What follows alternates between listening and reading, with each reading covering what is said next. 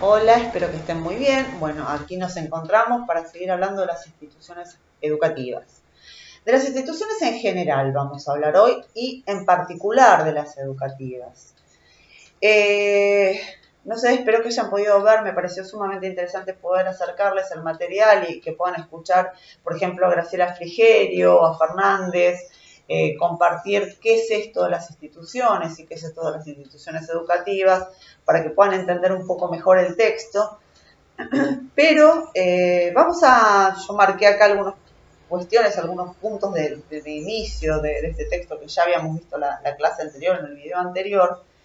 Eh, Instituciones educativas es un conjunto amplio de sujetos humanos y su forma particular de organización. Esto quiere decir que una institución implica una forma de organización muy particular que permite asegurar las necesidades básicas para subsistir. O sea, estas instituciones están construidas, creadas, no son naturales, sino que son construcciones sociales que parten de la organización social y del consenso social para proveer, por ejemplo, necesidades básicas para subsistir. Cuando hablamos de instituciones, hablamos de la familia también, una de las primeras instituciones en esta socialización primaria, y luego de las otras tipos de instituciones que se van apartando del lugar de la familia, que son creadas particularmente para estas características o para cumplir con estos acuerdos, que tienen que ver con los alimentos, el abrigo, el afecto, el cuidado, pero también son un conjunto de producciones culturales que se sostienen o que sostienen esta organización. ¿Qué quiere decir? Hay un montón de producciones culturales, cuestiones de nuestra cultura que son transmitidas desde la primera institución que es la familia y luego en el resto de las instituciones. Por ejemplo, la escuela. La escuela, ¿sí? La institución escolar es una institución que realmente sostiene muchísimo algunas cuestiones que tienen que ver con particularidades de la cultura. Por ejemplo, el himno nacional, por ejemplo, la bandera, son algunos símbolos que se toman o símbolos que se toman para unificar y para construir y para crear una cultura nacional que ustedes saben que no es natural, ¿no? Es una construcción artificial esta organización. Un proceso que posibilita el sostén de la socialización y el control social. Y esto tiene que ver, esta palabra, control social, ¿no? Tiene que ver con otra cuestión que dice más abajo, que es una tensión inevitable. Siempre que hay una sociedad o siempre que hay una institución social, hay tensión. ¿En qué momento no se muestra o no se demuestra esta tensión? Cuando se trata de una institución que es absolutamente antidemocrática. Una institución democrática, en una institución democrática siempre hay tensión. Por eso les dije que vean la película también, que les dejé el otro día, y ahí se ven todas las tensiones que se juegan. A ver, ¿qué implica la democracia? La posibilidad de dar la palabra, la posibilidad de tomar la palabra y la posibilidad de expresar lo que uno piensa y lo que uno siente. Esto es buenísimo, ¿por qué? Porque en este debate que se puede dar abiertamente, cada uno puede mostrar su punto de vista e intentar llegar a un consenso. E intentar. ¿Qué quiere decir con esto de intentar? Que a veces, siempre va, pero que a veces uno tiene que soportar el no poder expresar absolutamente o que se haga absolutamente lo que uno quiere en pos de esta institución. Porque si no, sería un caos, no habría institución. Siempre genera lo que decía Fernández, no sé si lo pudieron ver, en toda institución hay un padecimiento y un sufrimiento. La institución está compuesta por sujetos, por deseos varios, por intenciones varias, por deseos, intenciones, querer imponer determinado punto de vista o determinada manera de ver las cosas o de hacer las cosas. Pero esto genera un sufrimiento y un padecimiento porque a veces, para poder lograr un consenso dentro de la organización, se necesita dejar de lado las individualidades. El conjunto social no es homogéneo. Los individuos, cada individuo tiene su propio deseo, su propia mirada, su propia manera de querer hacer las cosas, pero cuando uno entra en una organización institucional, uno tiene que dejar de lado muchísimas cosas o deseos que uno tiene en pos de sostener que siga funcionando esta institución como tal. ¿Esto qué quiere decir? Que yo puedo proponer otra mirada, pero esta propuesta de otra mirada no va a ser sin un conflicto previo y siempre hay que anteponer el bienestar general antes del individual. Esto es una sociedad, porque si yo quiero imponer lo que yo quiero y me importa tres cuernos lo que los demás piensen o sientan o les pueda llegar a pasar, no sería posible que haya una sociedad.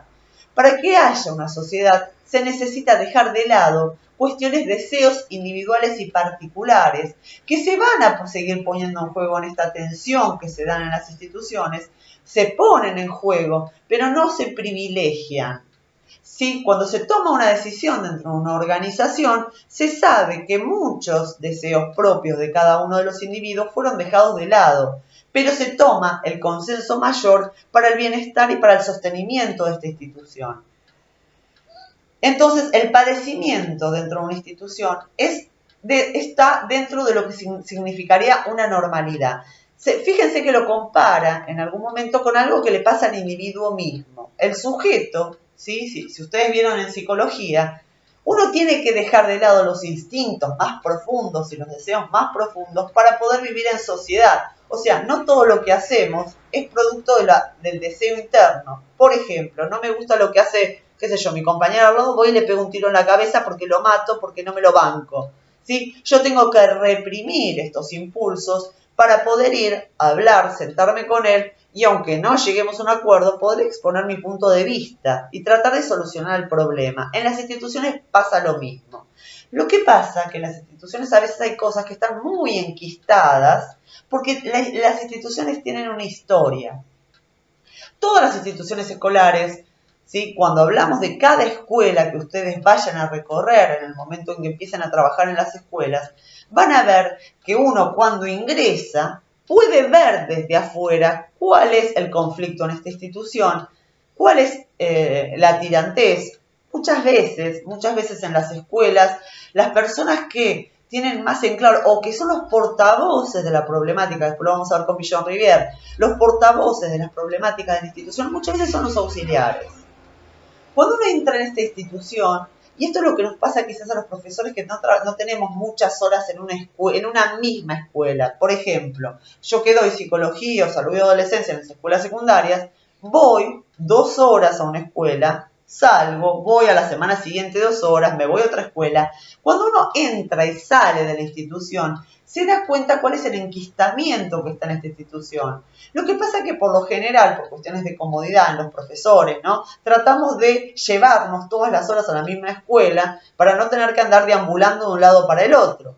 Cuando uno empieza a ser parte de esta escuela, y esto es lo que le pasa a los docentes de inicial, a los docentes de primaria, a los preceptores, que están todo el tiempo en la misma escuela, ya esta problemática institucional se empieza a dejar de ver porque uno empieza a ser parte de esta maquinaria institucional y tiene que aceptar las reglas, aunque al principio las vea, después empieza a ser parte de esta maquinaria. Se los propongo la mirada a ustedes como alumnas del 113. Cuando ustedes entraron en primer año, no se lo recuerdan, había cosas que ustedes podían observar en el funcionamiento institucional que uno podría llegar a decir se puede denunciar y se puede cambiar. Hay cosas que no entiendo, como uno al principio no entiende muy bien cómo es este funcionamiento institucional. Cuando uno empieza a entender el funcionamiento institucional, lo puede hacer de 2 maneras, racionalizando esta problemática, decir, ya sé cómo viene la mano, este está peleado con aquel, acá el que tiene más fuerza es, les pongo ejemplos, acá tiene más fuerza el CAI que la dirección, acá el centro de estudiantes hace lo que quiere, estoy poniendo ejemplos, ¿no? Digo, uno empieza, cuando entra a la institución que no entiende muy bien qué pasa, al poco tiempo empieza a ver este funcionamiento institucional. Pero pasan los años dentro de la institución y uno empieza a ser parte de este funcionamiento institucional. Entonces, ¿qué hacen? Les estoy poniendo ejemplos. No, porque acá es el centro de estudiantes el que organiza todo y tiene más fuerza y más potencia, por ejemplo, que los directivos. Listo, vamos a quejarnos al centro de estudiantes para que no me guste este profesor, entonces vamos a bajar este profesor y vamos a quejarnos con el centro de estudiantes. Entonces el centro de estudiantes es el que va a bajar este profesor. Ya no se plantea otro tipo de resolución del conflicto que podría ser, bueno, me voy a sentar a hablar con el profesor o nos vamos a sentar a hablar con la profesora o con el profesor a ver cómo resolvemos este conflicto antes de ir a quejarnos a otro lado. No, porque acá el funcionamiento de esta institución es así. ¿Por qué es así este funcionamiento de esta institución? Porque tiene una historia. Entonces es importante conocer la historia y van a ver cuáles son los sufrimientos, los padecimientos, estos conflictos de este grupo que es una institución y que no es homogénea, es heterogénea. Hay muchos intereses, muchos deseos de por medio y muchas formas de manejo que se van enquistando en esta institución. Por eso los trabajos de los psicólogos institucionalistas es ¿no? Ir a observar la institución. ¿Cuál es? Porque a veces se arman muchos conflictos y no se pueden desenredar porque estamos en en la misma institución y somos parte de ese conflicto. Entonces los psicólogos institucionalistas lo que hacen es visitar estas escuelas, tratar de entender cuál es la maquinaria, el funcionamiento de esta institución, para poder ver dónde está, cuál es el síntoma. Puede ser que el síntoma sea, porque se habla de síntoma de una institución como de un sujeto, el síntoma sea, por ejemplo,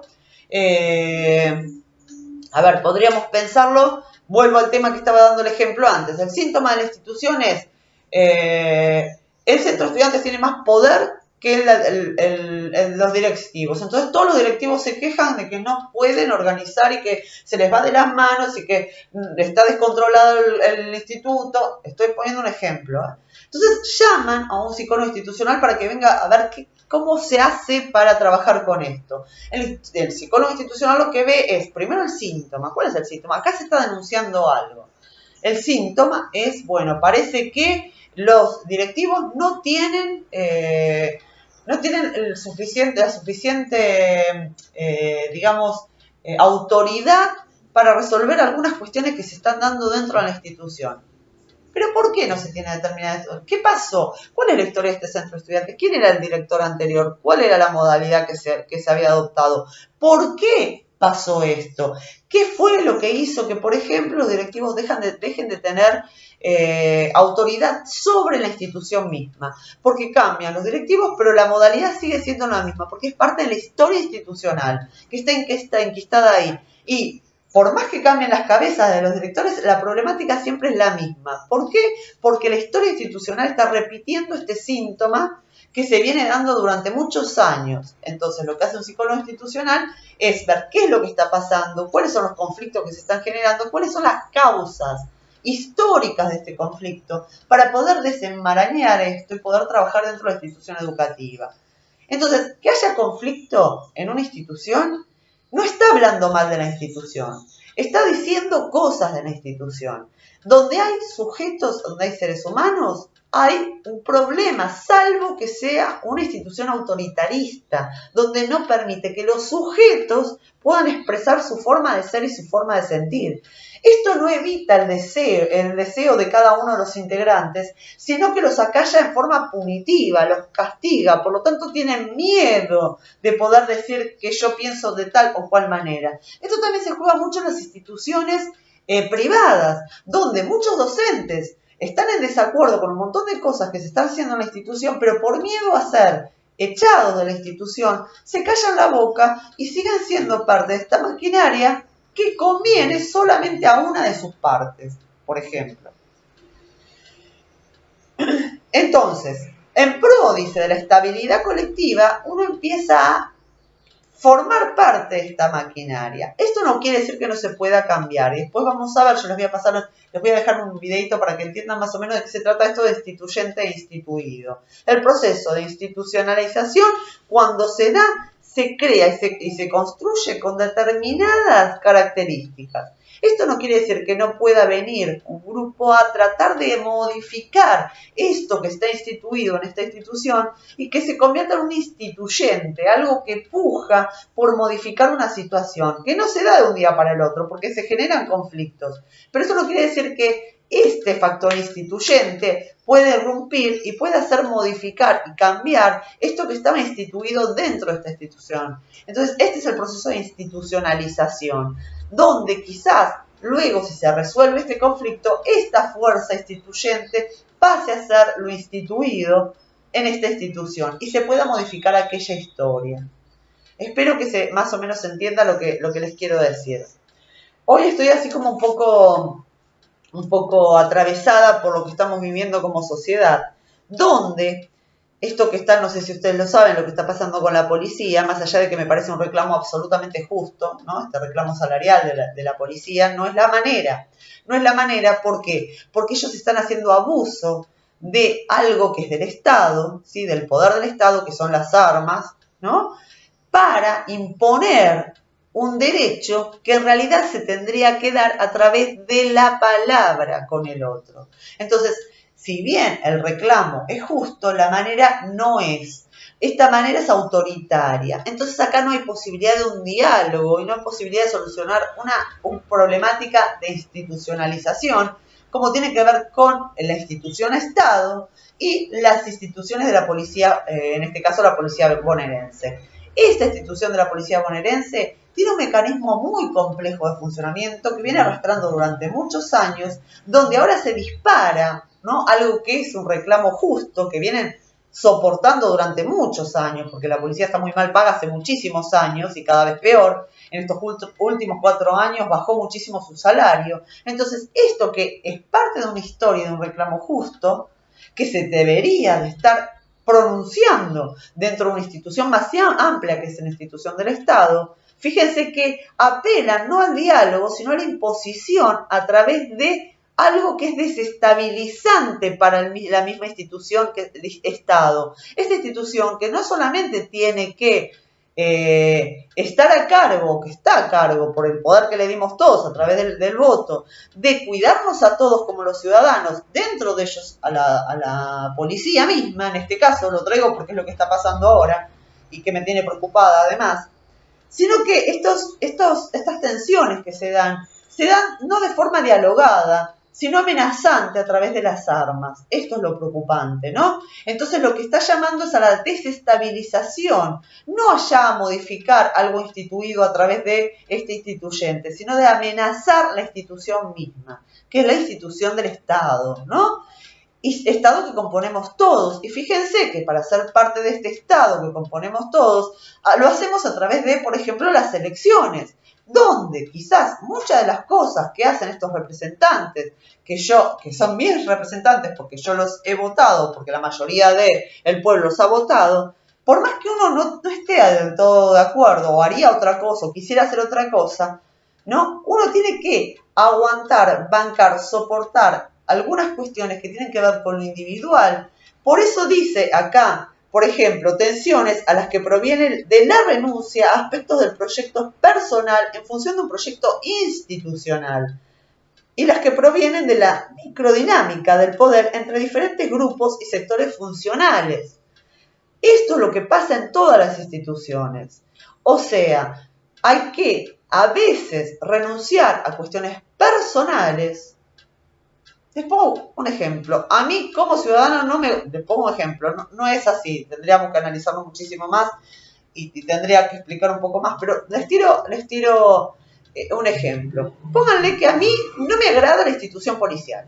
Yo no quiero que haya policías, ¿no? Que no es así, pero igual lo vamos a llevar como al extremo. A mí, Karina, no me gusta la institución policial, no quiero que haya más policías. Yo no quiero que haya más policías. Pero hay una institución, ¿sí?, que se encarga de reorganizar la sociedad y el sistema para que funcione socialmente, para que organizar el funcionamiento social y que debe tener un control de la sociedad para que no se dispare cada uno para donde quiere, no nos terminemos matando entre todos, que dice sí, la institución policial es necesaria. Yo, Karina, me tengo que tratar de ver con mi propio deseo insatisfecho y mi propio padecimiento ante esto que se impone desde un lugar mayor, que es el consenso general que habilita la existencia de esta institución. Entonces, ¿Qué hago yo con este padecimiento mío? De decir, no, yo no quiero. Bueno, está bien, yo quiero, pero quiero que funcione de otra manera. No quiero que sean autoritarios, quiero que estén que sea muy claro cuál es la actividad que tiene que hacer la institución policial. No quiero que se use esta institución policial para reprimir a los ciudadanos, sí para protegernos quizás de este maltrato entre uno y otro, ¿no? De ir por sobre el derecho del otro. Entonces, ahí yo cedo un poco de mi deseo en pos de poder llevarme y poder ser parte de una asociación y de una institución mucho más amplia. Esto que yo estoy diciendo en macro como sociedad, y que traigo el ejemplo, lo que está pasando ahora en relación a este grupo de personas, que no queda muy claro cuál es el reclamo, porque el válido, el absolutamente válido, es el de la mejora salarial y las mejores condiciones de trabajo, que es indiscutible y que estamos absolutamente de acuerdo.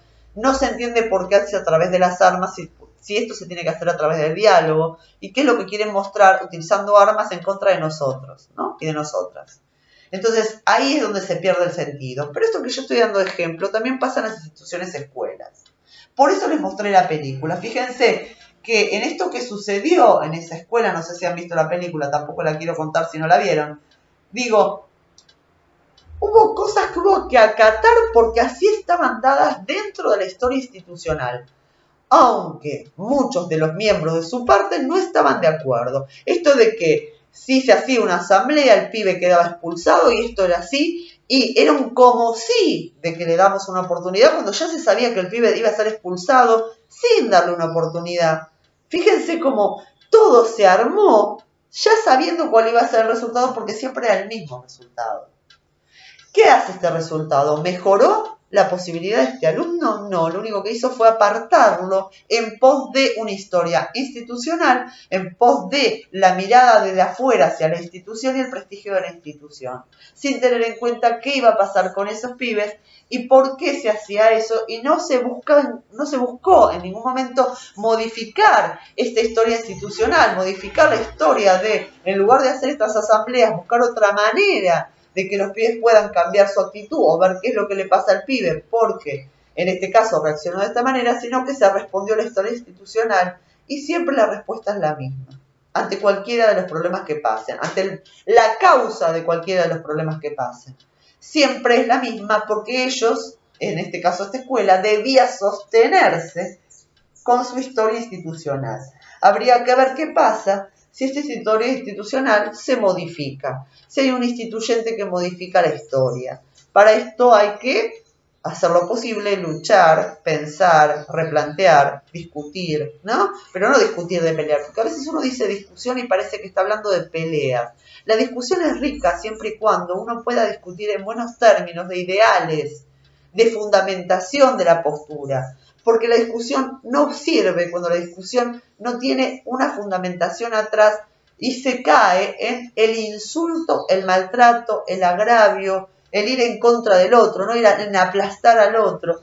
Entonces, digo, en esta escuela hubiera sido muy, muy interesante si hubiera un instituyente más fuerte, ¿no? Este profesor que en voz baja decía, bueno, pero yo no quiero que esto pase, pero también se quería cuidar él, para no quedar pegado, ¿no? Donde él había insultado primero a las chicas y él quiso resguardarse él en pos del sufrimiento y el padecimiento del otro alumno, que terminó siendo expulsado de la escuela, ¿no? Porque si las cosas institucional, porque fíjense que el director mismo le dijo, bueno, pero vos ponelo así que no pasa nada, ¿no? No pasa nada con que vos hayas insultado a la alumna.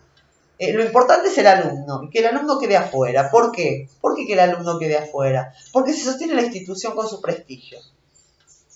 O sea, que el alumno, que el docente haya insultado o no, era algo menor en relación a el prestigio institucional que había que preservar. ¿Se entiende? No la causa que llevó a este alumno a reaccionar de esta manera. No importa si el alumno era buen alumno, si el alumno tenía problemas familiares donde sabían que se lo iban a llevar a otra parte a vivir y que no iba a poder estudiar más. ¿Qué fue lo que provocó la reacción del alumno? ¿Por qué provocó de esta manera? Y trabajar sobre esa reacción y trabajar sobre esa forma de relacionarse con el otro. No, esto quedó tapada la respuesta del docente, que se encontró sacado y desbordado por una situación donde tampoco se trabaja con estos docentes que llegan al punto de desbordarse de esa manera, porque tampoco hay una institución que prevenga este tipo de situaciones, que apoye para poder solucionar de fondo este tipo de situaciones. Esto no quiere decir que todas las problemáticas que tengan los alumnos se puedan resolver dentro de la institución, pero sí la institución tiene que poder obrar ante determinadas situaciones sin caer en el castigo punitivo que defienda el lugar de la institución como prestigio social, ¿no? Me parece que hay que buscar otras formas para poder proteger y amparar a veces a los docentes que estamos muy solos y muy solas ante determinadas situaciones, pero siempre preservando tanto al docente como a estos alumnos y buscando las causas que llevaron a. Bueno, dejo hasta acá, no quiero cansarlas y cansarlos. Bueno, somos todas chicas, cansarles. Espero que se haya entendido. Ahora les voy a subir algunas cuestiones de instituciones, de instituido, instituyente y el proceso de institucionalización para que quede un poco más claro. Y nos vemos en el foro y veo y leo y escucho sus preguntas, comentarios y trabajos. Les mando un beso muy grande, cuídense muchísimo y espero que estén muy bien. Acá hay otro ejemplo, ¿no? Uno tiene que guardarse su deseo de salir a la calle, ir a tomar mate con amigos, ir al profesorado y encontrarse con ustedes por algo que es superior y que hace este consenso social, este sostenimiento de la sociedad, que es entre todas y todos cuidarnos para no enfermarnos. Y un poco de respeto pido siempre para los médicos, enfermeros, enfermeras, médicas, camilleras, camilleros, que están trabajando en los hospitales, que se están muriendo, que están dando la vida. Y me parece que cuando encuentro a la gente que no respeta esto porque se quiere ir a tomar una cervecita, y perdonen que lo diga, pero me parece una absoluta falta de respeto para los que están poniendo la vida todos los días. Imagínense qué pasaría si ellos dijeran estamos ganando poco y no nos atiendan nunca más, hasta que no se mejoren las condiciones. Que estarían en su derecho de poder hacerlo. Pero me parece que hay cuestiones que son cuestiones que tienen que ver con la ética y con la moral. Desde acá les mando todos mis respetos si ustedes tienen familiares médicos, médicas, enfermeras, enfermeros, y mi agradecimiento por todo el trabajo que hacen todos los días. Un beso grande y nos volvemos a encontrar la semana que viene.